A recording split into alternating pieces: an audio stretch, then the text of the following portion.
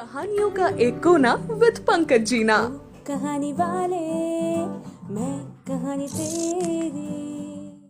कहते हैं जब आप जिंदगी में कुछ अलग रास्ता चुनते हैं तो मुश्किलें तो बहुत आती हैं आपके रास्ते में, लेकिन अगर आपके अंदर हिम्मत है, हौसला है, तो वो मुश्किलें भी आपके रास्ते को रोक नहीं पाती। हेलो हाय, मेरा नाम पंकज जीना है और हैशटैग किस्सा की महफिल में आज जो किस्सा मैं आपको सुनाने जा रहा हूँ उसका हैशटैग है अभिषेक की दुनिया।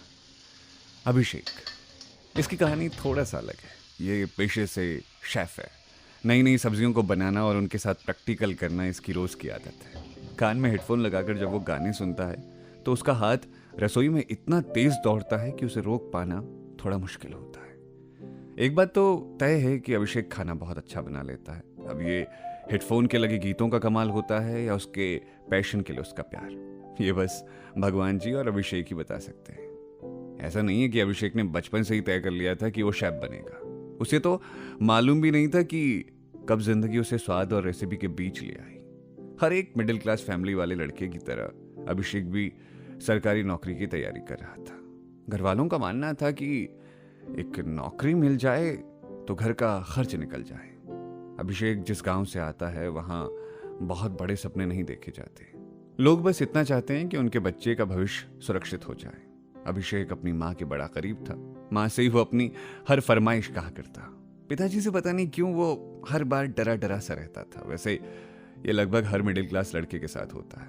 वो अपने पिता से प्यार तो बहुत करता है लेकिन कभी कह नहीं पाता।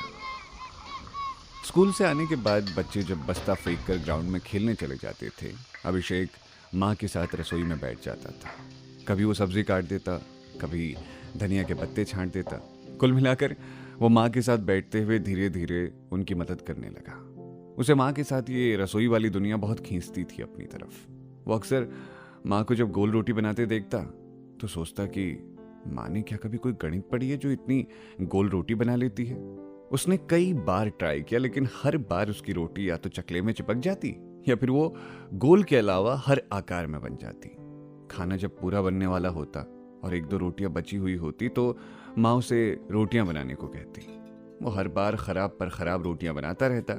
माँ हंस देती उसकी इस बात पर। एक दिन अभिषेक ने एक तरीका निकाला। उसने रोटी बनाई, उसके बहुत से आकार बने, लेकिन जब वो गोल नहीं हो पाई तो उसने एक थाली की मदद से रोटी को काट दिया। माँ समझ गई और बोली, बेटा अगर ऐसे रोटियां गोल हो जाती ना तो दुनिया का हर इंसान थालियों से ही रोटी गोल करता जाता। इसके बाद माँ ने उसे बताया कि रोटियां बनाना एक कलाकार का काम है। उसे अगर तुम एक बोझ समझकर करोगे या स्कूल के होमवर्क की तरह करोगे तो कभी नहीं कर पाओगे। तुम्हें ध्यान लगाना होगा और मैं जब रोटियां बनाती हूं तब मुझे देखना होगा। अभिषेक उस दिन से हर रोज माँ को रोटियां बनाते हुए और ज्यादा ध्यान से देखने लगा। कहा गया है कि करत करत अभ्यास के जड़मती होए सो जान। और एक दिन अभिषेक ने भी अपनी जिंदगी में पहली बार गोल रोटी बना ही थी। वो अपनी गोल रोटी को देखकर बड़ा खुश था और माँ को दिखा रहा था। उस वक्त अभिषेक नहीं जानता था कि ये रोटियां एक दिन उसके लिए आदतों का हिस्सा बन जाएंगी। जिन दिनों अभिषेक ने इंटर पास किया उन दिनों में गांव के बहुत से लोग शहर जा रहे थे कोचिंग करने। अभिषेक के घर वाले भी चाहते थे कि वो बाहर जाकर कोचिंग करे, लेकिन इतने पैसे थे नहीं उसके पास। अभिषेक जानता था कि पिताजी के लिए पैसों का इंतजाम करना बहुत मुश्किल होगा, इसीलिए उसने घर से ही तैयारी करने का फैसला किया।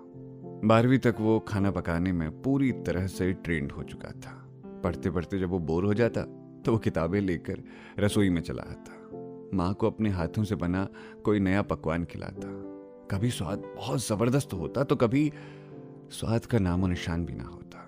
माँ कहती, सब अपनी मम्मी पर ही आजमा तू बेटा, वो तो इतनी अच्छी मम्मी मिली है तुझे, नहीं तो पता चलता तुझे कि मम्मियाँ कितनी नाराज होती हैं ऐसे प्रैक्टिकल करने में। एक दिन अभिषेक के मन में आया कि वो क्यों ना अपना काम शुरू करे जिसमें उसको मजा आता है। उसने माँ से कहा, मम्मी यार मुझे नहीं करनी है नौकरी वाकरी, मुझे ना खाने को एक्सप्लोर करना है, आप पापा को समझाओ ना। पहले तो माँ ने बात करने से बिल्कुल मना कर दिया। फिर अभिषेक की लगन के आगे आखिरकार माँ को हाँ कहना ही पड़ा। इसके बाद तो माँ ने बस पिताजी को मनाना था, और जब माँ मान जाए तो पिताजी क्या चीज़ है। माँ ने बेटे का साथ देने का फैसला किया और एक दिन वो अभिषेक के साथ इस शहर में आ गई और उनका पहला आउटलेट थोड़ी मुश्किलों से, थोड़ी परेशानियों के साथ शुरू हो ही गया। अब उनका ये आउटलेट कहाँ तक पहुँचेगा और कितने आउटलेट वो आगे खोल पाएंगे, ये तो उनकी किस्मत और मेहनत की बात है। लेकिन उन दोनों ने एक शुरुआत तो कर ही दी है। बीते दिनों में मेरा मिलना हुआ था अभिषेक से। उसकी कहानी सुनकर लगा ये कहानी बतानी चाहिए ज़माने को, ताकि ज़माना ये समझ सके कि एक छोटी सी आदत कैसे किसी के अंदर जुनून जगा सकती है, और अगर माँ तय कर ले तो दुनिया का हर बच्चा अपनी मंजिल को पा सकता है।